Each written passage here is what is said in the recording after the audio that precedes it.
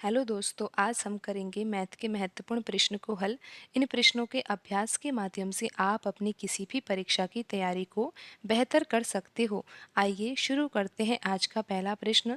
प्रश्न में दिया है कि एक सर्वेक्षण में 70% लोगों के पास कार, 75% लोगों के पास टीवी, यदि 55% लोगों के पास टीवी और कार दोनों है, तो कितने प्रतिशत लोगों के पास ना तो कार है और ना ही टीवी है। तो प्रश्न में दिया हुआ है कि एक सर्वे किया गया है और सर्वे में ये पाया गया है कि 70% लोगों के पास कार है। कुल लोगों का प्रतिशत कितना है? 100% है। और 100% में से 70% लोगों के पास कार है, 75% लोगों के पास टीवी है और 55% लोग ऐसे हैं जिनके पास टीवी और कार दोनों हैं। तो प्रश्न में ज्ञात करना है कि कितने प्रतिशत लोगों के पास ना तो कार है और ना ही टीवी है।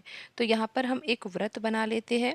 ये व्रत प्रदर्शित कर रहा है कार रखने वाले लोगों के प्रतिशत को। यहाँ पर हम एक व्रत और बना रहे हैं जो कि इस तरह से बना रहे हैं। ये व्रत प्रदर्शित कर रहा है टीवी रखने वाले लोगों का प्रतिशत, यानी कि जिनके पास टीवी है उन लोगों का प्रतिशत। यहाँ पर हमने चित्र में कॉमन भाग भी बनाया है जिसको आप इस तरह से देख सकते हो। ये कॉमन भाग है। ये कॉमन भाग प्रदर्शित कर रहा है ऐसे लोगों का प्रतिशत जिनके पास कार भी है और जिनके पास टीवी भी है, दोनों ही हैं, कार भी और टीवी भी। तो आपको यहाँ पर ये समझ में आ गया कि एक व्रत प्रदर्शित कर रहा है कार रखने वाले लोगों का प्रतिशत और दूसरा व्रत ये प्रदर्शित कर रहा है टीवी रखने वाले लोगों का प्रतिशत। और यहाँ पर जो कॉमन भाग है ये प्रदर्शित कर रहा है कार और टीवी दोनों रखने वाले लोगों का प्रतिशत। प्रश्न में ये प्रतिशत कितना दे रखा है? 55%। 55% लोगों के पास कार और टीवी दोनों ही है। और यहाँ पर ये व्रत प्रदर्शित कर रहा है कार रखने वाले लोगों का प्रतिशत और दूसरा व्रत प्रदर्शित कर रहा है टीवी रखने वाले लोगों का प्रतिशत। और 55% ऐसे लोग हैं जिनके पास कार भी है और टीवी भी है।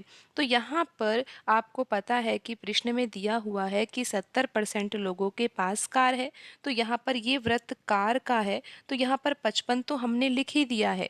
और कुल टोटल कितना है? 70% है, तो यहाँ पर हमें लिखना होगा 15। बिल्कुल, जब हम यहाँ पर 15 लिख देंगे तो 55 और 15 मिलाकर कितना हो जाएगा? 70% हो जाएगा। उसी प्रकार आपको यहाँ पर पता है कि 75% लोगों के पास टीवी है, तो यहाँ पर हमने 55 तो लिख ही दिया है, तो यहाँ पर हमें कितना लिखना होगा? 20 लिखना होगा, जिससे 55 और 20 मिलाकर कितना हो जाएगा? 75 हो जाएगा। तो इस तरह से आप ये समझ सकते हो कि यहाँ पर जो 15% लिखा है ये प्रदर्शित कर रहा है केवल कार रखने वाले लोगों का प्रतिशत। यहाँ पर जो 20 लिखा हुआ है 20 प्रदर्शित कर रहा है केवल टीवी रखने वाले लोगों का प्रतिशत। और 55% का अर्थ ये है 55% लोग ऐसे हैं जो टीवी और कार दोनों रखते हैं। तो यहाँ पर आप देख सकते हो कि जो लोग हैं यहाँ पर 15% है, 55% है और 20% है। ये ऐसे लोग हैं जिनके पास या तो कार है या फिर टीवी है या फिर दोनों ही है। तो ये कितना हो गया? यहाँ पर आप देख सकते हो 15 और 55 कितना हो जाएगा? 70 हो जाएगा। 70 में 20 जोड़ेंगे तो कितना आ जाएगा? 90% आ जाएगा।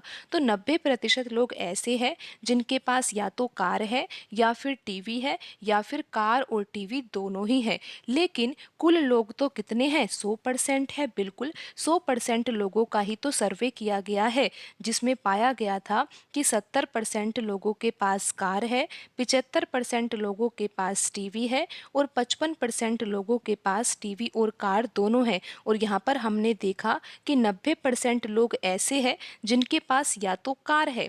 बिल्कुल, यहाँ पर जो 15 लिखा हुआ है ये प्रदर्शित कर रहा है केवल कार रखने वाले लोगों का प्रतिशत। यहाँ पर जो 20 लिखा है ये प्रदर्शित कर रहा है केवल टीवी रखने वाले लोगों का प्रतिशत। और 55% ऐसे लोग हैं जिनके पास कार और टीवी दोनों है। तो ये कुल मिलाकर 90% लोग लोग ऐसे हैं जिनके पास या तो कार है या फिर टीवी है या फिर दोनों ही है। लेकिन सर्वे तो 100% लोगों का किया गया था, तो 10% लोग ऐसे हैं, बिल्कुल 100% में से 90% लोगों के पास तो कुछ ना कुछ है कार या टीवी में से। लेकिन 10% लोग ऐसे हैं जिनके पास ना तो कार है और ना ही टीवी है। तो प्रश्न में यही तो पूछा गया था ना कि कितने प्रतिशत लोगों के पास ना तो कार है और ना ही टीवी है। तो यहाँ पर आंसर होगा 10%, और ऑप्शन सी में लिखा हुआ है 10%, तो यही सही आंसर होगा। तो आज की वीडियो में इतना ही, मिलते हैं अगली वीडियो में। धन्यवाद।